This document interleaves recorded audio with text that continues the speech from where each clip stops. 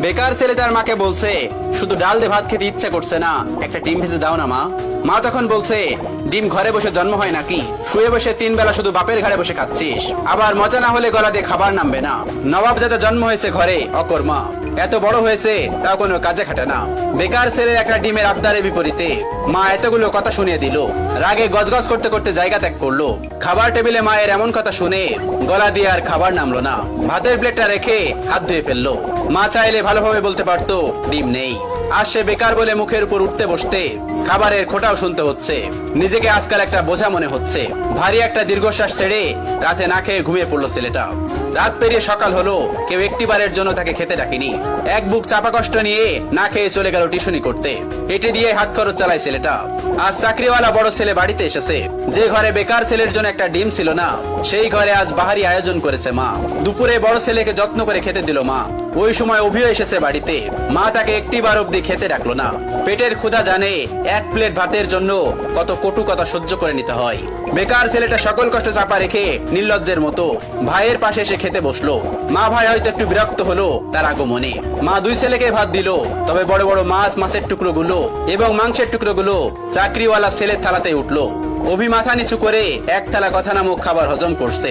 আর সেই ফাঁকে মা বড় ছেলের ভাতের নিচে বড় সড়ক একটা চিংড়ি গুজে দিল, যা চোখ এড়ালো না বেকার ছেলেটির। কে বলল বাবা মায়ের ভালোবাসা সব সন্তানের জন্য সমান হয়? এই যে মায়ের ভালোবাসায় কত ব্যবধান, এই কষ্টগুলো কাউকে বলা যায় না, আর সহ্য করা যায় না। আজ তারও একটা চাকরি হলে মা তাকেও নিশ্চয়ই এভাবে এক্সট্রা খাতির যত্ন করতো। কথায় কথায় মন্দ বলতো না। হঠাৎ চোখের কোনায় দুফোঁটা জল চিকচিক করছে ছেলেটার। সাথে সাথে খুব গোপনে তা লুকিয়ে প্লেটের ভাতগুলো চুপচাপ খেয়ে নিল। বিষণ্ণ মনটা নিয়ে শুয়েছে ছেলেটা কিছুক্ষণ। এরই মধ্যে মুঠোফোনটা বেজে উঠলো। তার প্রিয় মানুষটি ফোন দিয়েছে। তার প্রিয় মানুষটির ফোনের নামটা দেখে অভির মুখে হাসি ফুটে উঠলো। রিসিভ করার সাথে সাথে তার প্রিয় মানুষটি ব্যস্ত কণ্ঠে বলল, অভি, তোমার সাথে বিকাল 4টায় আমি দেখা করতে চাচ্ছি। আমি নদীর পাড়ে অপেক্ষা করছি তোমার জন্য। তুমি তাড়াতাড়ি চলে এসো, জরুরি কথা আছে। অভির হাসি মুখটা চুপসে গেল এক নিমিষেই। পকেটটা একেবারে শূন্য। টিউশনির টাকা পেতে এখনো 10 দিনের মতো লাগবে। নিজের কাছে গাড়ি ভাড়াটাও নেই। তবুও মৃদু হেসে তার প্রিয় মানুষটাকে বলল, ঠিক আছে, আমি আসছি। অভি সাথে সাথে রেডি হয়ে নিল। ভয়ে ভয়ে বাবার রুমে গিয়ে ভীতু কণ্ঠে বলল, আব্বা। বাবা তখন বললেন, হ কোন সাহেব, গায়ে বাতাস লাগাতে যাচ্ছেন বুঝি? বাবার ঠেস মারা কথা গায়ে মাখলো না অভি, বরং অনুনয় করে বলল, আমাকে 100 টাকা দিবেন আব্বা, খুব আর্জেন্ট দরকার। বাবা তখন বলল, টাকা তো আর গাছে ধরে না যে তোকে ছিঁড়ে ছিঁড়ে দিব। নিজে কামাই করতে পারিস না? মানুষের ছোট ছোট পোলাপানো কত টাকা কামাই, পুরো সংসার চালাই, আর এত বড় দামড়া হয়েও বাপের কাছে টাকা চাও? এই লজ্জা করে না তোর? তুই সারাদিন গায়ে বাতাস লাগায় বেড়াবি, আর প্রত্যেক দিন তোর আমি টাকা দিব? অনেক তো বাসায় বাসায় খাওয়াইছি, আর না। তুই আমার সোজা সাপটা কথা শোন, আমি তো এত পকেট খরচ দিতে পারবো না। এখন থেকে নিজে নিজে ইনকাম করে খা, আর তা না পারলে আমার ঘর থেকে বাইরে হয়ে যা।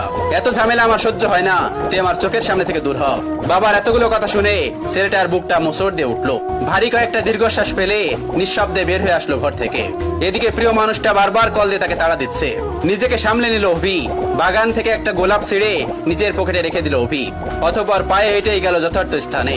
প্রিয়তমা আগে এসে বসে আছে। অভিকে দেখে উঠে দাঁড়ালো এবং বিরক্ত কণ্ঠে বলল, এত দেরি করলে যে? জানো আমি কতক্ষণ ধরে বসে আছি?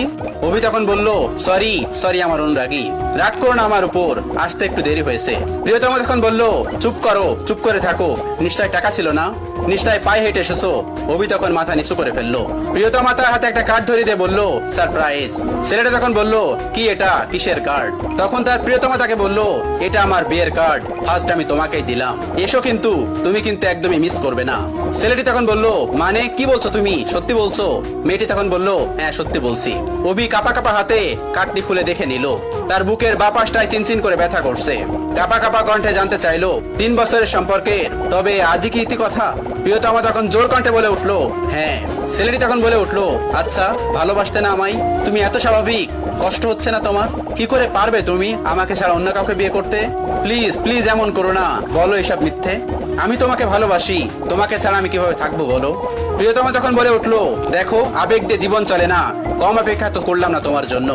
আমি আর আমার বাবা মাকে কষ্ট দিতে পারবো না। আমি চললাম। তখন ছেলেটি অনুনয় বিনয় করে বলছে, আমার হয়ে থেকে যাও না প্লিজ। প্রিয়তমা তখন বলে উঠলো, রাখতে পারবে তুমি? ছেলেটি তখন আবার বলল, আমাকে আরো কয়েকটা দিন সময় দাও না প্লিজ। প্রিয়তমা তখন জোর কণ্ঠে বলে উঠলো, রাখতে পারলে এক্ষুনি, আর না হয় আর আটকিও না।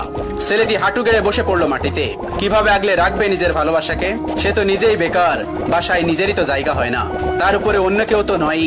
অতঃপর মনের বিরুদ্ধে যে মাথা নিচু করে বলতে হলো, সরি অনুরাগী, তোমাকে রাখার সাধ্য যে আমার নেই। চলে যাও, তবে সুখী হও স্বামীর ঘরে। ভালো থেকো আমার না হওয়া প্রিয়তমা।